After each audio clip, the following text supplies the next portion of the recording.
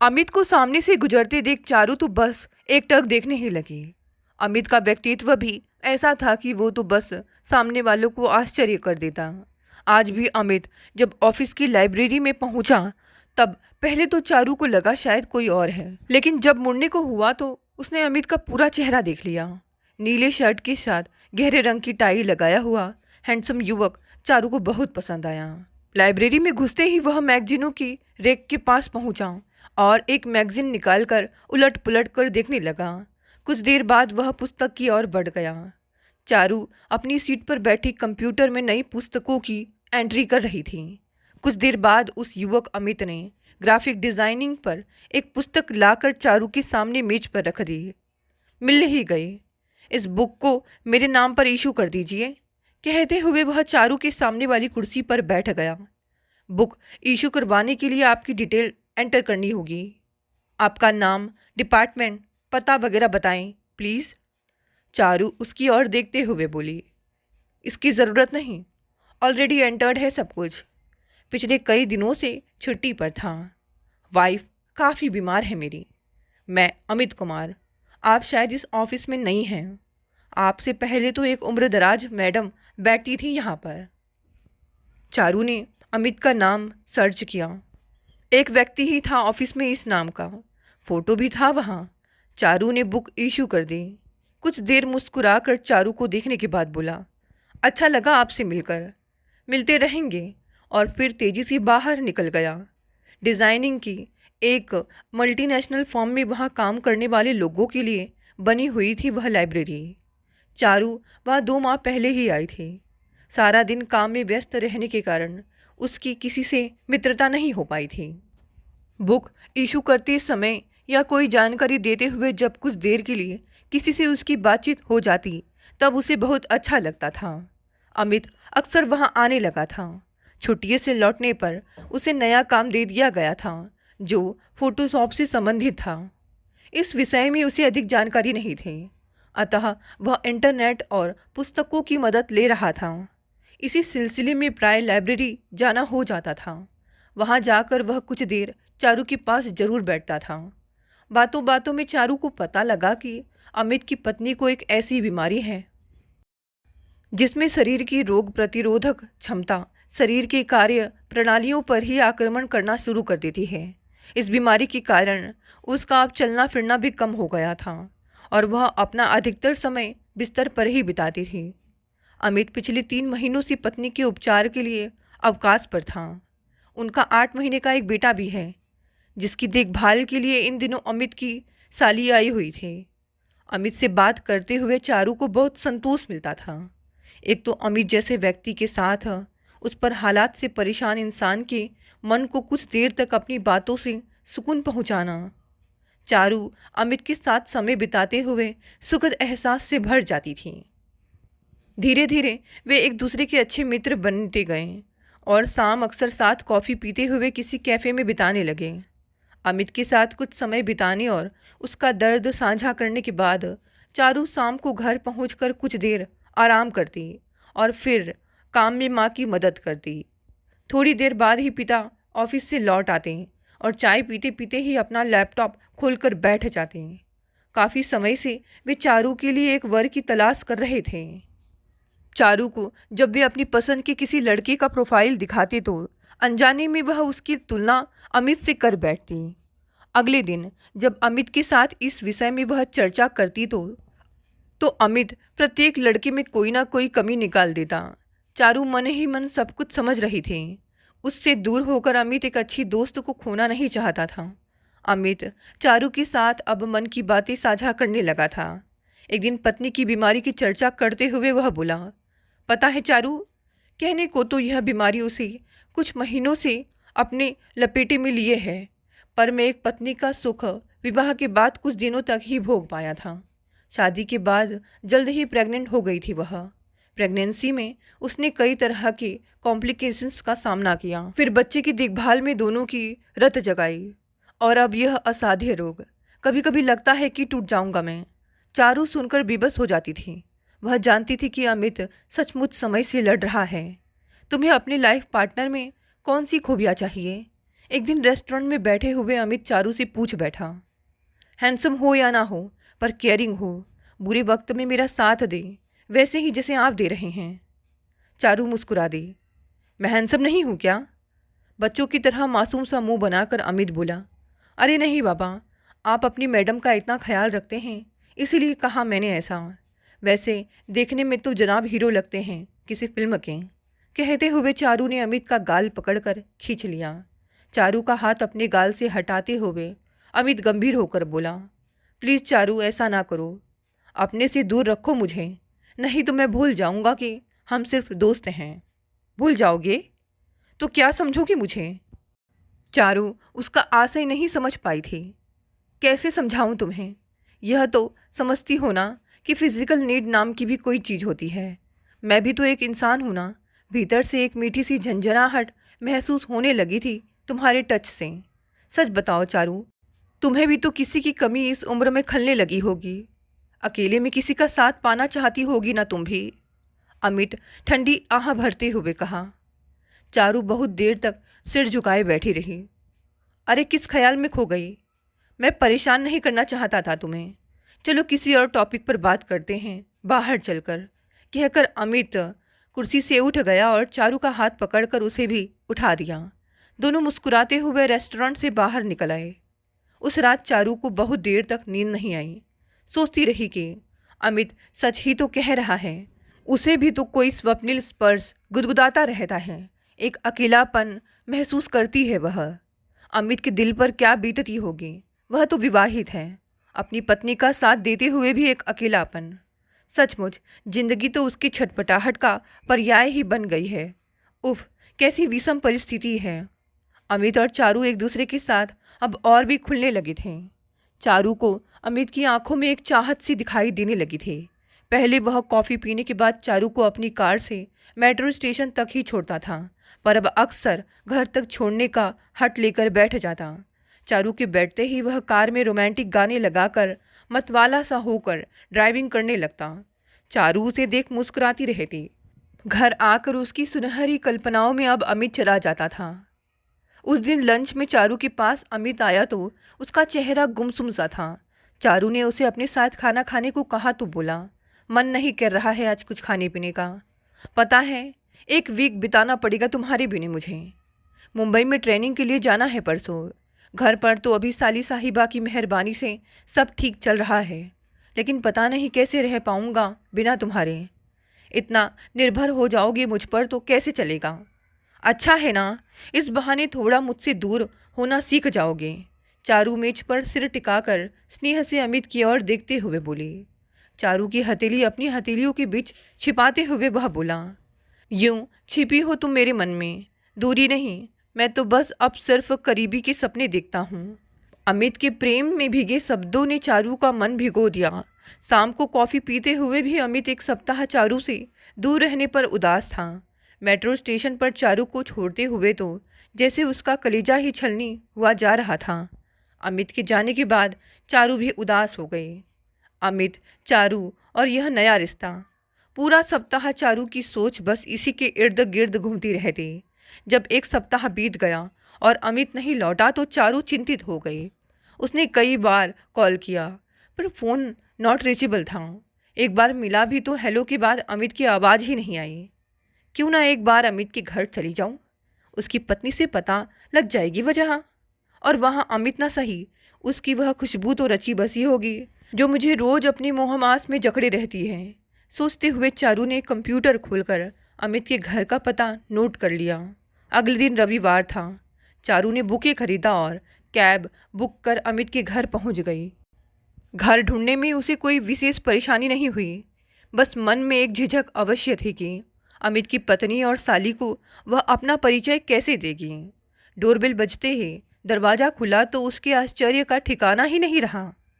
College में उसकी सहेली रही दीपिका सामने खड़ी थी। तो दीपिका की बहन है अमित की पत्नी।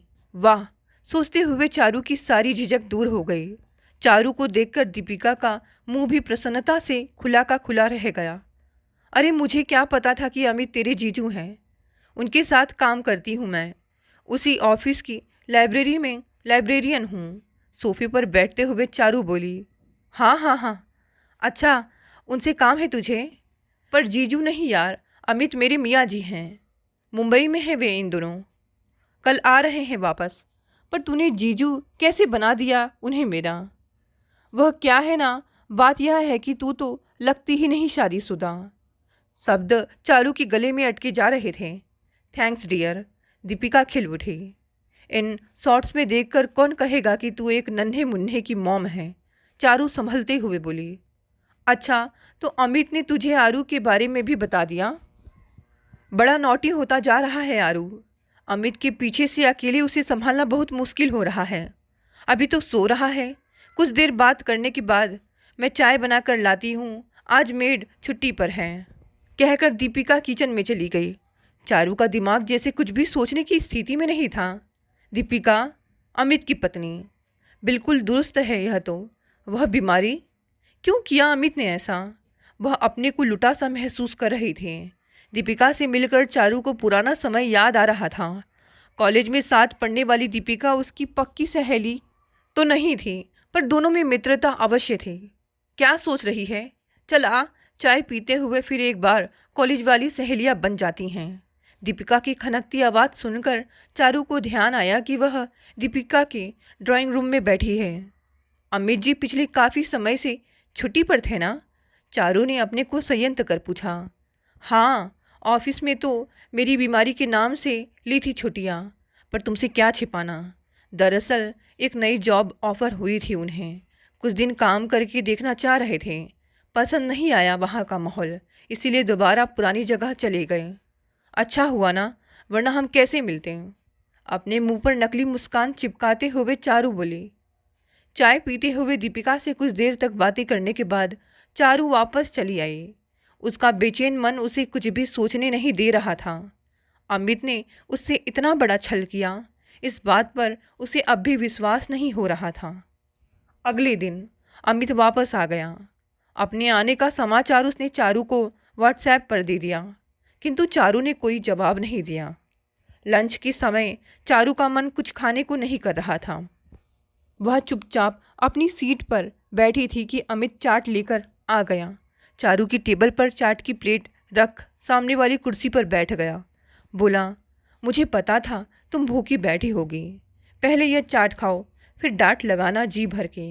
अमित की बात सुनकर चारू चुपचाप बैठी रही, पर मन ही मन गुस्से से उबल रही थी।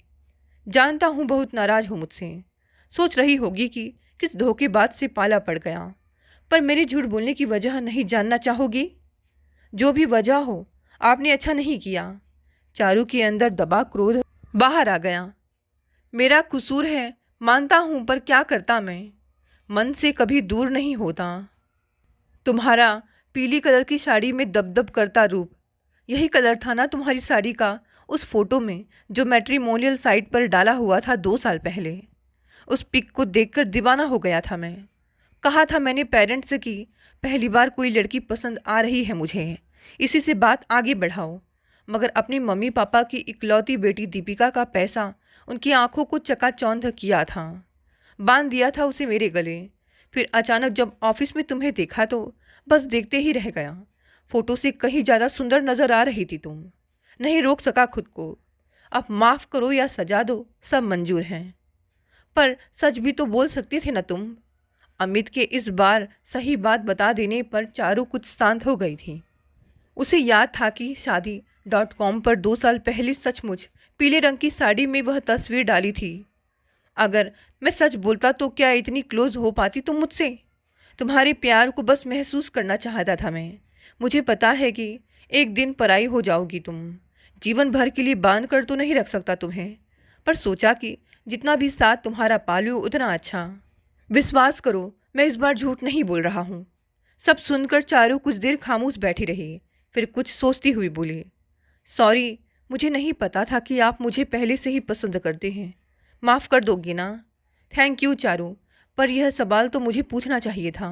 चलो, अंत भला तो सब भला, अब शाम को मिलते हैं कॉफ़ी शॉप में। Thanks again. और मुस्कुराकर लाइब्रेरी से बाहर चला गया अमित। शाम को दोनों जाकर कॉफ़ी टेबल पर बैठे तो चारू ने बात शुरू करते हुए पूछा, और क्या बताया दीपिका ने आपको मेरे बारे में? बस पुराने दिनों को याद कर रही थी। कैसा कोइंसिडेंस है ना कि तुम उसकी सहेली निकली। कह रही थी कि तुम्हें अपने घर देखते ही वह खुशी से पगला सी गई थी। अमित हंसते हुए बोला। झूठ, सफ़ेद झूठ बोल रही है दीपिका। अरे, क्या तुम उसके साथ नहीं पढ़ती थी? आश्चर्यचकित हो अमित पूछ बैठा। यह बात नहीं है, मेरा मतलब दीपिका के खुश होने से था। उसका तो मूड ऑफ हो गया था मुझे देखकर। पता है क्यों? मेरे पहुंचते ही हितेश को वापस जो जाना पड़ा था। किसको कहाँ से जाना पड़ा था वापस? माथे पर त्योरियां चढ़ाता हुआ अमित बोला। अरे, कॉलेज में था ना हमारा क्लासमेट हितेश, दीपिका का पक्का दोस्त। तुम्हारे घर आया था उस दिन। मुझसे बस हेलो करके वापस चला गया। लेकिन किसी हितेश की बात कभी दीपिका ने मुझसे नहीं की। मुझे तो आज पता लगा है। पर दीपिका तो उस दिन मुझसे कह रही थी कि वे दोनों अक्सर मिलते रहते हैं। दोनों को साउथ इंडियन खाने का शौक है, इसीलिए जिस जगह जाकर वे कॉलेज टाइम पर खाया करते थे वहीं अक्सर अब भी जाते रहते हैं। इधर कुछ दिनों से बेटे के कारण दीपिका नहीं जा पा रही थी, तो वह ही आ जाता है मिलने। दोस्ती निभाना खूब जानता है हितेश। मगर दीपिका न जाने क्यों छिपाती रही यह सब मुझसे। आज ये सब बातें सुनकर मेरा जी तो चाह रहा है कि अभी दीपिका को फ़ोन कर कर कह दूँ कि जाओ उसी हितेश के पास, क्यों रह रही हो मेरे साथ। अमित परेशान सा दिख रहा था। छोड़ो ना गुस्सा, लो आ गई कॉफ़ी। कॉफ़ी का कप अमित की ओर खिसकाते हुए चारू ने कहा। मुझे हैरानी हो रही है कि दीपिका ने मुझसे कभी हितेश का जिक्र नहीं किया। कहती रहती है कि हमेशा बहुत प्यार करती है मुझे, पर देखो उसका यह प्यार धोखेबाज। जरूर दाल में कुछ काला है। कॉफ़ी का घूंट भरते हुए अमित का चेहरा उस हारे हुए खिलाड़ी सा दिख रहा था जो खींचने से ज़्यादा कुछ नहीं कर पाता। प्यार का मतलब यह तो नहीं कि दीपिका की कोई पर्सनल लाइफ नहीं है। क्या हुआ अगर आपको नहीं बताया? होगी कोई वजह, पर हस्बैंड वाइफ में इतनी अंडरस्टैंडिंग तो होनी चाहिए कि सब बातें आपस में शेयर करें। तुम नहीं समझोगी, अभी शादी नहीं हुई है ना तुम्हारी? हाँ, नहीं हुई है शादी, पर आपकी इस बात से सहमत हूँ कि पति पत्नी में आपसी समझ का होना बहुत ज़रूरी है। आप तो हितेश के बारे में सुनते ही बेचैन हो गए। और सोचो, अगर मैं उस दिन दीपिका को आपके बारे में और अपने रिश्ते के बारे में बता देती तो क्या होता? वह भी ऐसे ही निराश होती ना? अमित चुपचाप चारू को सुन रहा था। देखिए, पत्नी या पति के अपने अपने अलग दोस्त हो सकते हैं, फिर दोस्त चाहे महिला हो या पुरुष, इसमें कुछ गलत नहीं है। पर आप अगर दीपिका को बिना बताए मुझसे दोस्ती रख सकते हैं तो दीपिका किसी हितेश से क्यों नहीं? आप मुझे पहले से पसंद करते थे और मेरा साथ चाहते थे, तो दीपिका को भी यह अधिकार होना चाहिए कि ऐसे किसी पसंद करने वाले से अपना संबंध ना तोड़ें और आपको इसकी जानकारी भी ना दें। क्या कुछ गलत कहा मैंने? पर दीपिका से शादी मेरी मर्जी के खिलाफ हुई थी, तो इसमें उसका क्या दोष? फिर यह भी तो हो सकता है कि वह भी किसी और से करना चाह रही हो शादी, पर उसके मम्मी पापा को आप पसंद आ गए होंगे। कुछ देर तक सोचने के बाद अमित बोला। शायद तुम ठीक कह रही हो। ये बातें तो कभी मेरे दिमाग में आई ही नहीं। चारू खिलखिलाकर हंस पड़ी। मेरा मजाक उड़ा रही हो? अमित के चेहरे पर बेचारगी झलक रही थी। नहीं बाबा, खुद पर हंस रही हूँ। पता है, हितेश नामक किरदार मैंने आज ही गढ़ा है। ऐसा कोई व्यक्ति दीपिका की ज़िंदगी में नहीं है और कभी था ही नहीं। मेरा मकसद आपको इस रिश्ते की अहमियत तक लाना था जिसे आप भूल चुके थे। तुम खूबसूरत ही नहीं, गजब की समझ भी रखती हो। अमित चारू को देख मुस्कुरा दिया। नहीं, मैं एक औरत होने के नाते औरत के मन को समझती हूँ बस। मुझसे भी ज़िंदगी में कोई भूल हो सकती है। मेरे दोस्त बने रहना और ऐसे वक्त पर सही राह दिखाना मुझे। चारू भी मुस्कुरा दी। कॉफ़ी पीकर दोनों बाहर आए तो हमेशा की तरह अमित ने चारू को मेट्रो स्टेशन तक छोड़ने के लिए अपनी कार में बैठा लिया। रास्ते में एक जगह कार रोककर कुछ लाने बाहर चला गया। जब लौटा तो साथ में लाए पैकेट को डैशबोर्ड पर रख दिया। अखबार के कागज में डोरी से बंधे पैकेट से झांकते सफ़ेद फूलों को देख चारू समझ गई कि अमित सड़क के किनारे बैठी गजरे वाली से रात की रानी के फूलों का गजरा खरीद लाया है। वह जानती थी कि दीपिका को बालों में गजरा लगाना बहुत पसंद है। फूलों की सुगंध कार में फैल गई। अब इन फूलों की तरह अमित और दीपिका का जीवन भी प्रेम की महक से सरोबार होने वाला है। सोचकर चारू मन ही मन मुस्कुरा उठी। दोस्तों, ये कहानी यहीं समाप्त हो गई। साथ देखते हैं आज की दूसरी कहानी। प्रियंका, एक सवाल पूछना चाहूँगा, सही सही और सोच विचार कर जवाब देना। हाँ पूछो अनित, आखिर मैं भी जान लूँ कि यह कौन सा सवाल है जो तुम्हें कल से बेचैन किए हुआ है। अच्छा तो सुनो, पहली नज़र से जिंदगी भर जुड़ने वाले रिश्तों पर विश्वास है तुम्हें? एकांत नदी में बड़ा सा पत्थर फेंकते हुए अनित ने पूछा। बड़ा सा पत्थर जब पानी में गिरा तो उसकी आवाज़ बड़ी विचित्र सी लगी प्रियंका को। बड़ी बड़ी आंखें उठाकर उसने अपने होने वाले पति को देखा। क्या तुम्हें विश्वास है? प्रियंका ने सोचा, उसके प्रेम में आखंड डूब चुका युवा प्रेमी कहेगा, है क्यों नहीं, तभी तो संसार की इतनी लंबी चौड़ी भीड़ में बस तुम मिलते ही इतनी अच्छी लगी कि तुम्हारे बिना जीवन की कल्पना ही शून्य हो गई। चेहरे पर गुलाबी रंगत लिए वह कितना कुछ सोचती रही उत्तर के इंतजार में, परंतु जवाब ना मिला। तनिक चौंकी प्रियंका। चुप अनित असामान्य सा लगा उसे।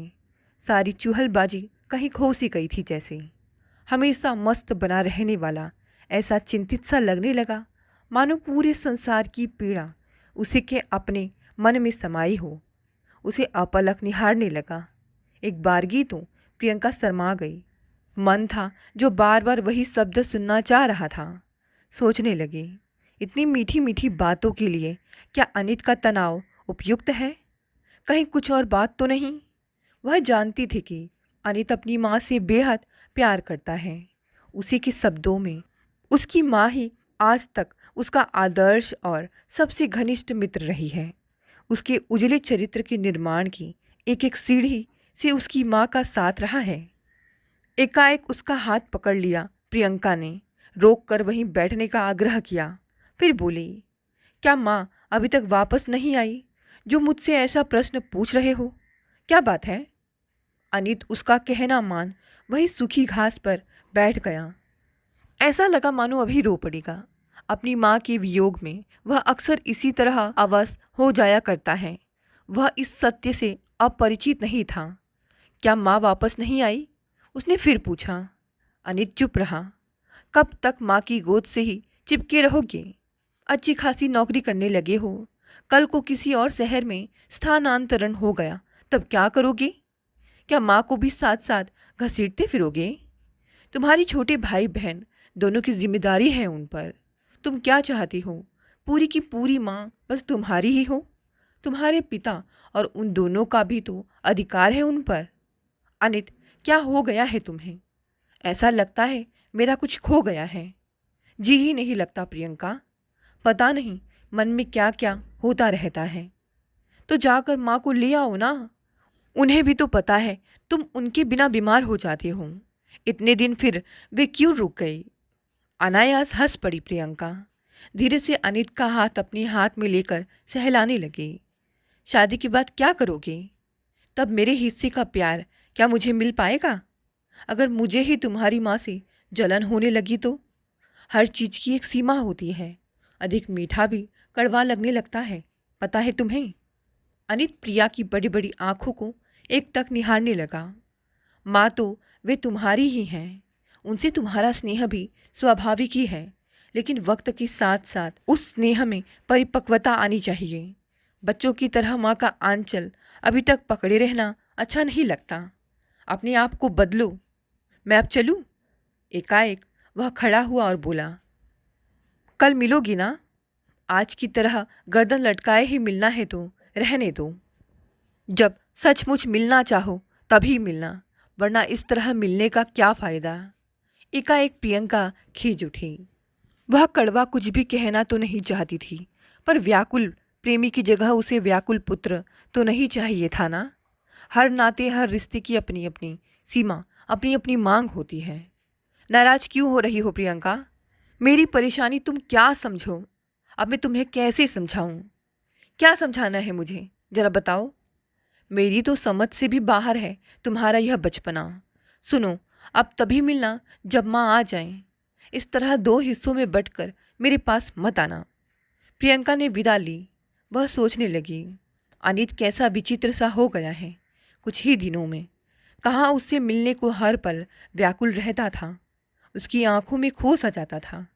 भविष्य के सलोने सपनों में खोए भावी पति की जगह एक नादान बालक को वह कैसे सह सकती थी भला। उसकी खीज और आक्रोश स्वाभाविक ही था। 2 दिन तक वह जानबूझकर अनित से बचती रही। बार बार उसका फ़ोन आता पर किसी न किसी तरह टालती रही।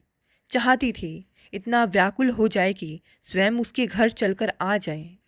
तीसरे दिन सुबह सुबह द्वार पर अनित की माँ को देखकर प्रियंका हैरान रह गई। पूरा परिवार समधिन की आवभगत में जुट गया। तुमसे अकेले में कुछ बात करनी है। उसके कमरे में आकर धीरे से माँ बोली तो कुछ संशय सा हुआ प्रियंका को। इतने दिन से अनित घर क्यों नहीं आया बेटी? मैं कल रात लौटी तो पता चला। क्या वह तुमसे मिला था? जी। वह अवाक रह गई। 2 दिन पहले मिले थे, तब उदास थे आपकी वजह से। मेरी वजह से? उसे क्या उदासी थी? अगर उसे पता चल गया कि मैं उसकी सौतेली माँ हूँ तो इसमें मेरा क्या कसूर है? लेकिन इससे क्या फ़र्क पड़ता है? वह मेरा बच्चा है, इसमें संशय कैसा? मैंने उसे अपने बच्चों से बढ़कर समझा है। मैं उसकी माँ नहीं हूँ तो क्या हुआ, पाला तो माँ बनकर है ना। ऐसा लगा जैसे बहुत विशाल भवन भर भरा कर गिर गया हो। न जाने माँ कितना कुछ कहती रही और रोती रही। सारी कथा प्रियंका ने समझ ली। कांच की तरह सारी कहानी कानों में चुभने लगी। इसका मतलब है कि इसी वजह से परेशान था अनित, और वह कुछ और ही समझकर भाषणबाजी करती रही। उसे समझाकर घर ले आ बेटी। सूना घर उसके बिना काटने को दौड़ता है मुझे। उसे समझाना। माँ आंसू पोंछते हुए बोली। जी। रो पड़ी प्रियंका स्वयं भी। सोचने लगी, कहाँ खोजेगी उसे अब। बेचारा बार बार बुलाता रहा। शायद इस सत्य की पीड़ा को उसे सुनाकर कम करना चाहता होगा, और वह अपनी ही जिद में उसे अनसुना करती रही। माँ आगे बोली, मैंने उसे जन्म नहीं दिया तो क्या मैं उसकी माँ नहीं हूँ? 2 महीने का था तब। रातों रातों को जाग कर उसे सुलाती रही हूँ। कम मेहनत तो नहीं की। अब क्या वह घर ही छोड़ती का? मैं इतनी बुरी हो गई? वे आपसे बहुत प्यार करते हैं माँ जी। उन्हें यह बताया ही किसने? क्या ज़रूरत थी यह सच कहने की? पुरानी तस्वीरें सामने पड़ गई बेटी। पिता के साथ अपनी माँ की तस्वीर देखी तो उसने पिता से पूछ लिया, आपके साथ यह औरत कौन है? वे बात संभाल नहीं पाए, झट से बोल पड़े, तुम्हारी माँ है। बहुत रोया तब। ये बता रहे थे, बार बार यही कहता रहा, आपने बताया क्यों? यही कह देते कि आपकी पहली पत्नी थी। यह क्यों कहा कि मेरी माँ भी थी? अब जो हो गया सो हो गया बेटी। इस तरह घर क्यों छोड़ दिया उसने? जरा सोचो, पूछो उससे। किसी तरह भावी सांस को विदा तो कर दिया प्रियंका ने, परंतु मन के भीतर कहीं दूर तक अपराध बोध सालने लगा। कैसी पागल है वह, और स्वार्थी भी, जो अपना प्रेमी तलाशती रही उस इंसान में जो अपना विश्वास टूट जाने पर उसके पास आया था। उसे महसूस हो रहा होगा कि उसकी माँ कहीं खो गई है, तभी तो पहली नज़र से जीवन भर जुड़ने के नातों में विश्वास का विषय शुरू किया होगा। कुछ राहत चाहिए होगी उससे, और उसने उल्टा जली कुटी सुनाकर भेज दिया। उसके माता पिता और दोनों छोटे भाई समीप सिमट गए। चंद शब्दों में प्रियंका ने उन्हें सारी कहानी सुना दी। तो इसमें घर छोड़ देने वाली क्या बात है? अभी फ़ोन आएगा तो उसे घर ही बुला लेना। हम सब मिलकर समझाएंगे उसे। यही तो दोष है आज की पीढ़ी में, जो उससे काम लेंगे और होश का पता ही नहीं। पिताजी प्रियंका को समझाने लगे, फिर आगे बोले, कैसा कठोर है यह लड़का। अरे जब माँ ही बनकर पाला है तो नाराज़गी कैसे? उसे भूखा प्यासा तो नहीं रखा ना। उसे पढ़ाया लिखाया है, अपने बच्चों जैसा ही प्यार दिया है, और देखो ना कैसे उसे ढूंढती हुई यहाँ भी चली आई। अरे भाई, अपनी माँ क्या करती है? यही सब ना। अब और क्या करी वे बेचारी। यह तो सरासर नाइंसाफ़ी है अनित की। अरे भाई, उसके कार्यालय का फ़ोन नंबर है क्या? उससे बात करनी होगी। पिता दफ्तर जाने तक बड़बड़ाते रहे। छोटा भाई कॉलेज जाने से पहले धीरे से पूछने लगा, क्या मैं अनित भैया के दफ्तर से होता आऊं? रास्ते में ही तो पड़ता है, उनको घर आने को कह दूंगा। प्रियंका की चुप का भाई ने पता नहीं क्या अर्थ लिया होगा। वह दोपहर तक सोचती रही, क्या कहती वह भाई से। इतना आसान होगा क्या को मनाना? कितनी बार तो वह उससे मिलने के लिए फ़ोन करता रहा था और वह फ़ोन पटकती रही थी। शाम को पता चला अनित इतने दिनों से अपने कार्यालय भी नहीं गया। क्या हो गया है उसे? प्रियंका का सर्वांग काँप उठा। माँ और पिताजी भी अनित के घर चले गए पूरा हालचाल जानने। भावी दामाद गायब था, चिंता स्वाभाविक थी। बाद में भाई बोला, वे अपने किसी दोस्त के पास रहते हैं आजकल, यहीं पास ही गांधीनगर में। तुम कहो तो पता करूं? मैंने पहले बताया नहीं, मुझे शक है तुम उनसे नाराज हो। अगर तुम उन्हें पसंद नहीं करती तो मैं क्यों ढूंढने जाऊं? मैंने तुम्हें कई बार फ़ोन पटकते देखा है। ऐसा नहीं है सुमित, हठात निकल गया होठों से। तुम उन्हें घर ले आओ, जाओ। बहन के शब्दों पर भाई हैरान रह गया, फिर हंस पड़ा। 3-4 दिन से मैं तुम्हारा फ़ोन पटकना देख रहा हूँ। वह सब क्या था? अब उनकी इतनी चिंता क्यों होने लगी? पहले समझाओ मुझे। देखो प्रियंका, मैं तुम्हें समझौता नहीं करने दूंगा। ऐसा क्या था जिस वजह से तुम दोनों में अबूला हो गया? नहीं सुमित, उनमें कोई दोष नहीं है। तो फिर वह सब मेरी ही भूल थी। मुझे ही ऐसा नहीं करना चाहिए था। तुम पता करके उन्हें घर ले आओ। रो पड़ी प्रियंका भाई के सामने अनुनय विनय करते हुए। मगर बात क्या हुई थी, यह तो बताओ। मैंने कहा ना, कुछ भी बात नहीं थी। सुमित भौचक्का रह गया। अच्छा, तो मैं पता करके आता हूँ।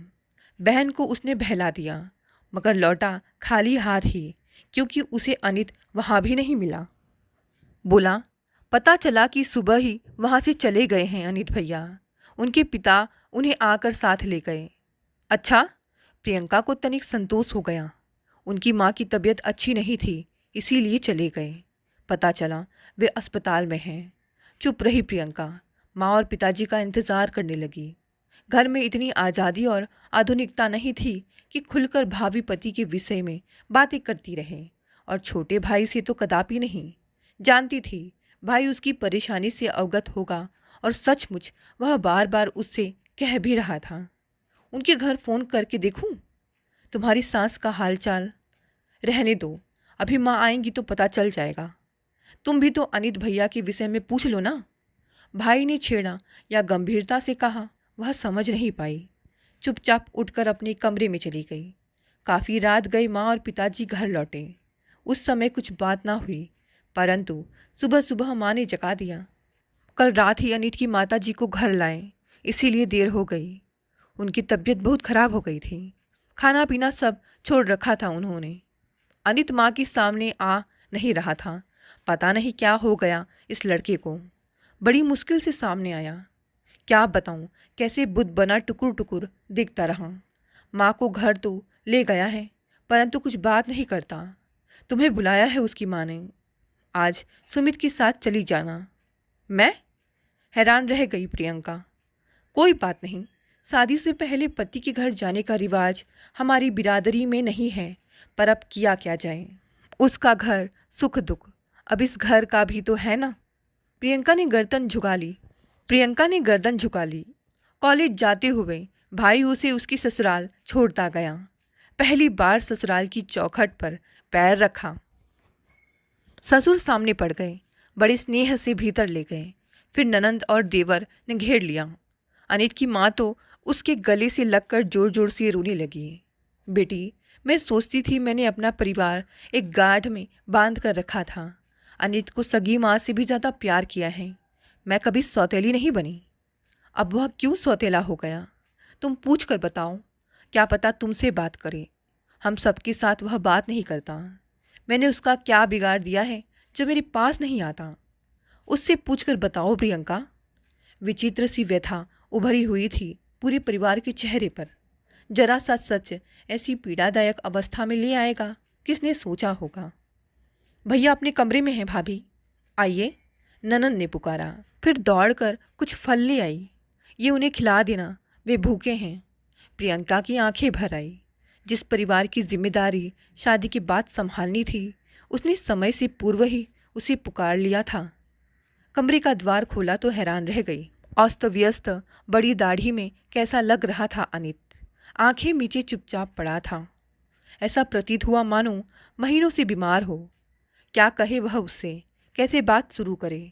नाराज होकर उसका भी अपमान कर दिया तो क्या होगा। बड़ी मुश्किल से समीप बैठी और माथे पर हाथ रखा। अनित। आंखें सुर्ख हो गई थी अनित की। प्रियंका ने सोचा, क्या रोता रहता है अकेले में।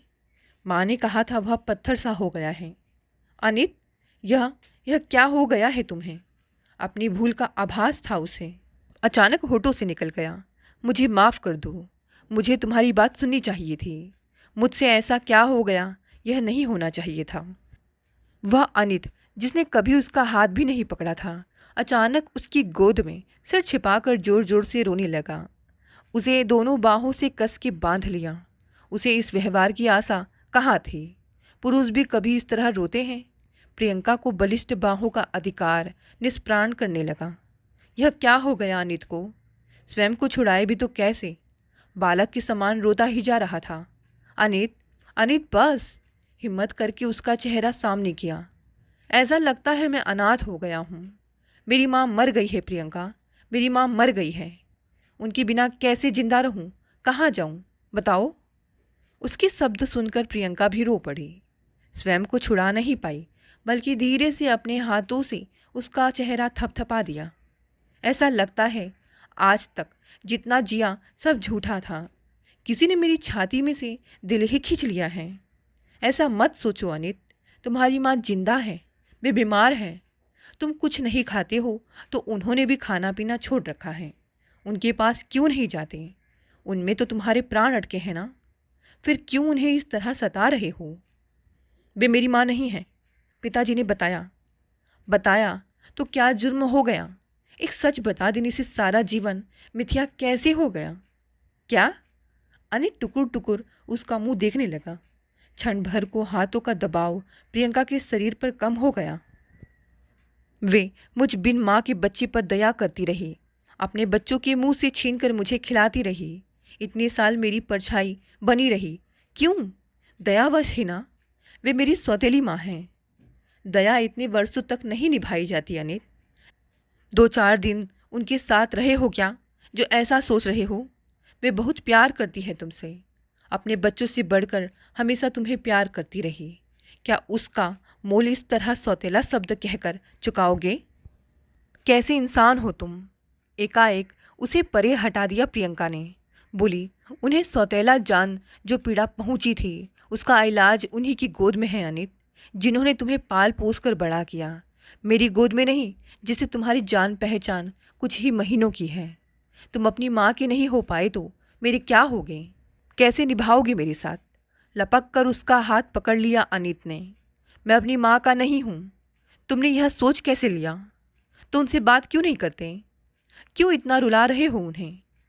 हिम्मत नहीं होती। उन्हें या भाई बहन को देखते ही कानों में सौतेला शब्द गूंजने लगता है। ऐसा लगता है मैं दया का पात्र हूँ। दया के पात्र तो वे सब बने पड़े हैं तुम्हारी वजह से। मन से यह वहम निकालो और माँ के पास जाओ। आओ मेरे साथ। न। अनीत ने गर्दन हिला दी इनकार में। माँ के पास नहीं जाऊँगा। माँ के पास तो कभी नहीं। इसकी वजह क्या है, मुझे समझाओ। क्यों नहीं जाओगे उनके पास। क्या महसूस होता है उनके पास जाने से। एकाएक स्वयं ही उसकी बाह सहला दी प्रियंका ने। निरीह असहाय बालक सा वह अवरुद्ध कंठ और डबडबाए नेत्रों से उसे निहारने लगा। तुम्हें 2 महीने का छोड़ा था तुम्हारी माँ ने, उसके बाद इन्होंने ही पाला है ना। तुम तो इन्हें अपना सर्वस्व मानते रहे हो। तुम ही कहते थे ना, तुम्हारी माँ जैसी माँ किसी की भी नहीं है। जब वह सच सामने आ ही गया तो उससे मुंह छिपाने का क्या अर्थ। वर्तमान में भूत क्यों मिला रहे हो। अब तुम्हारा कर्तव्य शुरू होता है अनित। उन्हें अपनी सेवा से अभिभूत करना होगा। कल उन्होंने तुम्हें तन मन से चाहा, आज तुम चाहो। जब तुम निसहाय थे उन्होंने तुम्हें गोद में ले लिया था। आज तुम यह प्रमाणित करो कि सौतेला शब्द गाली नहीं है। यह सदा गाली जैसा नहीं होता। बीमार माँ को अपना सहारा दो अनित। सच को उसके स्वाभाविक रूप में स्वीकार करना सीखो, उसे मुंह मत छिपाओ। माँ, मुझे इतना अधिक क्यों चाहती रही प्रियंका? मेरे मन में सदा यही भाव जागता रहा है कि वे सिर्फ मेरी हैं। छोटे भाई बहन को भी उनके समीप नहीं फटकने दिया। माँ ने कभी विरोध नहीं किया। ऐसा क्यों प्रियंका? कभी तो मुझे परे धकेलती, कभी तो कहती कुछ। अनित फिर भावुक होने लगा। हो सकता है वे स्वाभाविक रूप में ही तुम्हें ज़्यादा स्नेह देती रही हो। तुम सदा से शांत रहने वाले इंसान रहे हो। उद्दंड होते तो जरूर डांटती, किंतु बिना वजह तुम्हें परे क्यों धकेल देती? प्रियंका, मैं इतना बड़ा सच सह नहीं पा रहा हूँ। मैं सोच भी नहीं सकता। ऐसा लगता है पैरों के नीचे से जमीन ही सरक गई है। क्या हो गया है तुम्हें? इतने कमज़ोर क्यों होते जा रहे हो? कुछ ऐसी स्थिति चली आई, शायद उसका यही इलाज भी था। स्नेह से प्रियंका ने स्वयं ही अपने समीप खींच लिया अनित को। कोमल बाहुपास में बांध लिया। भर्राए स्वर में गिला भी किया अनित ने। यही सब सुनाने तुम्हारे पास भी तो गया था। सोचा था तुमसे अच्छी कोई और मित्र कहाँ होगी। तुमने सुना नहीं। मैं कितने दिन इधर उधर भटकता रहा। मैं कहाँ जाऊँ कुछ समझ नहीं पाता। माँ के पास चलो, आओ मेरे साथ। मैं जानती हूँ उन्हीं के पास जाने को छटपटा रहे हो। चलो उठो। अनित चुप रहा। भावी पत्नी की आंखों में कुछ ढूंढने लगा। प्रियंका तनिक गुस्से से बोली, जीवन में बहुत कुछ सहना पड़ता है। यह जरा सा सच भी नहीं सह पा रहे हो तो बड़े से बड़े सच कैसे सहोगे? आओ मेरे साथ चलो। अनित खामोशी से उसे घूरता रहा। देखो, आज तुम्हारी माँ इतनी मजबूर हो गई है कि मेरे सामने हाथ जोड़े हैं उन्होंने। तुम्हें समझाने के लिए मुझे बुला भेजा है। तुम तो जानते हो हम लोगों में शादी से पहले एक दूसरे के घर नहीं जाते, परंतु मुझे बुलाया है उन्होंने तुम्हें समझाने के लिए। अपनी माँ का और मेरा मान रखना होगा तुम्हें। मेरे साथ अपनी माँ और भाई बहन से मिलना होगा और बड़ा भाई बनकर उनसे बात करनी होगी। उठो अनित, चलो चलो ना। अपने अस्तित्व में समाये बालक समान सुबकते भावी पति को कितनी देर सहलाती रही प्रियंका। आंचल से कई बार चेहरा भी पूछा। अनित उधेड़ बुन में था। बोला, माँ मेरे पास क्यों नहीं आती? क्यों नहीं मुझे बुलाती? वे तुम्हारी माँ है, तुम उनके बेटे हो। वे क्यों आए तुम्हारे पास? तुम स्वयं ही रूठे हो, स्वयं ही मनाना होगा तुम्हें। पिताजी माँ को मेरे कमरे में नहीं आने देना चाहते। मैंने उन्हें माँ को रोकते सुना है। ठीक है तो कह रहे हैं, उनकी भी पत्नी के मान सम्मान का प्रश्न है। तुम उनके बच्चे हो तो बच्चे ही क्यों नहीं बनते? क्या यह जरूरी है कि सदा तुम ही अपना अधिकार प्रमाणित करते रहो? क्या उन्हें हक नहीं है? बड़ी मुश्किल से प्रियंका ने उसे अपने शरीर से अलग किया। प्रथम स्पर्श, अनुभूतियाँ एक अलग ही वातावरण और उलझे हुए वार्तालाप की भेंट चढ़ चुकी थी। ऐसा लगा ही नहीं कि पहली बार उसे छुआ है। साधिकार उसका मस्तक चूम लिया प्रियंका ने। प्रियंका पर पूरी तरह आश्रित वह धीरे से उठा। तुम भी साथ चलोगी ना? हाँ, वह तनिक मुस्कुरा दी। फिर उसका हाथ पकड़कर सचमुच वह बीमार माँ के समीप चला आया। अस्वस्थ और कमजोर माँ को बाहों में बांध जोर जोर से रोने लगा। मैंने तुमसे कितनी बार कहा है तुम मुझे छोड़कर कहीं मत जाया करो। उसे गोद में लेकर चूमते हुए माँ रोने लगी। छोटी बहन और भाई शायद इस नई कहानी से पूरी तरह टूट से गए थे, परंतु अब फिर जुड़ गए थे। बड़े भाई ने माँ पर सदा से ही ज़्यादा अधिकार रखा था। इसकी उन्हें आदत थी। अब सभी प्रश्न दिखाई दे रहे थे। तुम कहीं खो सी गई थी माँ, कहाँ चली गई थी बोलो? पुत्र के प्रश्न पर माँ धीरे धीरे समझाने लगी। देखो अनित, सामने प्रियंका खड़ी है, क्या सोचेगी?